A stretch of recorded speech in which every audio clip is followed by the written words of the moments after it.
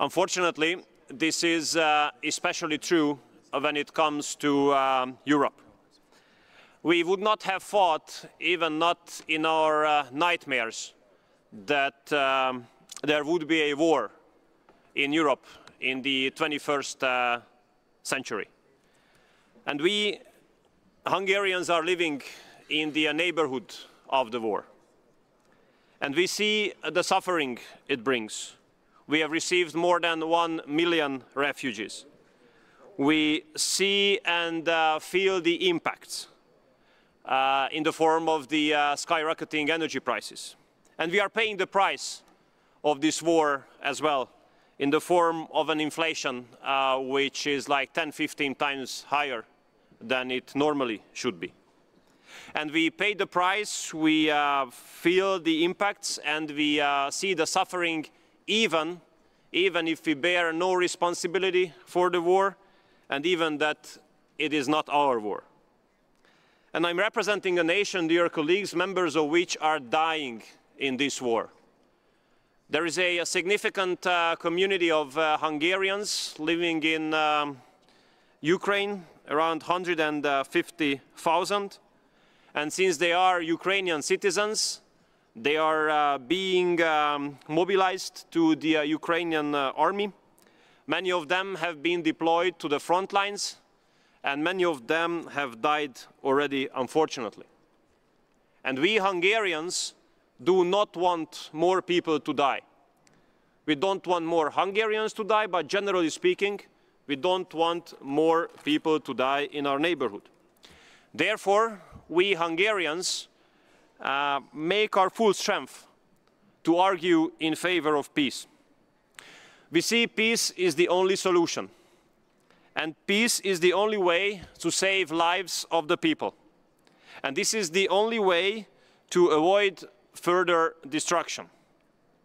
And I think that if we have a look at the last more than 1.5 years now, it's obvious that those who pretend that there's a solution at the battlefield, they are not right.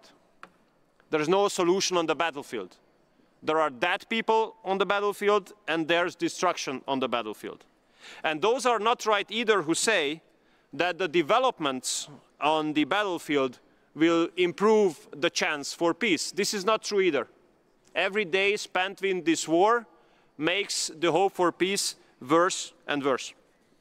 And we do believe, dear friends, dear colleagues, that the weapon deliveries do not help either. The weapon deliveries prolong the war, and we don't need war, we don't need weapons in the region. What we need in the region is peace. And in this regard, I would like to emphasize that keeping the channels of communication is vital. Keeping the channels of communication is vital, because if we block the channels of communication, then we basically give up the hope for peace.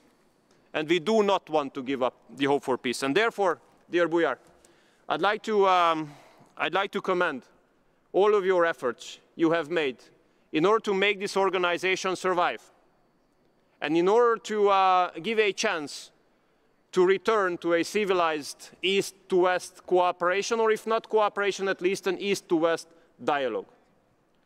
And we really did have the hope that here in the wonderful city of Skopje, we could take advantage of the presence of our colleagues from Russia and the United States simultaneously.